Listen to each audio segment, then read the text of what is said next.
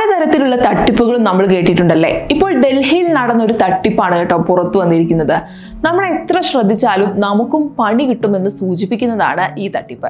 ATM മെഷീനിൽ പശ തേച്ച് കാർഡ് ATMൽ കുടുക്കിക്കൊണ്ട് തട്ടിപ്പ് നടത്തിയ 2 പേരാണ് ഇപ്പോൾ അറസ്റ്റിലായിരിക്കുന്നത്. തെക്കൻ ഡൽഹിയിലെ നെബ്സാരായി സ്വദേശികളായ റൌഷൻ കുമാർ, പിന്റു കുമാർ എന്നിവരാണ് പിടിയിലായത്.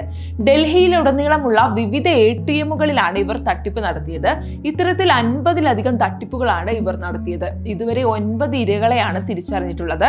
4 FIRകളും 5 പരാതികളും പ്രതികൾക്കെതിരെ രജിസ്റ്റർ ചെയ്യുകയും ചെയ്തു. ATM കാർഡ് സ്ലോട്ടിൽ പശയോ ഫെവിസ്റ്റിക്കോ ഉപയോഗിച്ചാണ് ATM കാർഡ് ഇവർ അതിൽ കൊടുക്കുന്നത്. ഇതുകൂടാതെ ATMന് സമീപം വ്യാജ കസ്റ്റമർ കെയർ നമ്പർ ഇവർ പ്രദർശിപ്പിക്കുകയും ചെയ്യുന്നുണ്ട്. കാർഡ് കുടുങ്ങിയവർ സ്വാഭാവികമായും ആ നമ്പറിലേക്ക് വിളിക്കുകയും ആ സമയത്ത് ഈ പ്രതികളിൽ ഒരാൾ ബാങ്ക് പ്രതിനിധി എന്ന വ്യാജേന മറുപടി നൽകുകയും ചെയ്യും.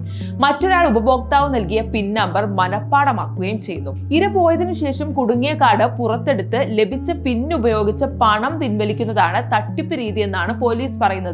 CCTV ദൃശ്യങ്ങളാണ് പ്രതികളെ തിരിച്ചറിയാനും പിടികൂടാനും സഹായിച്ചത്.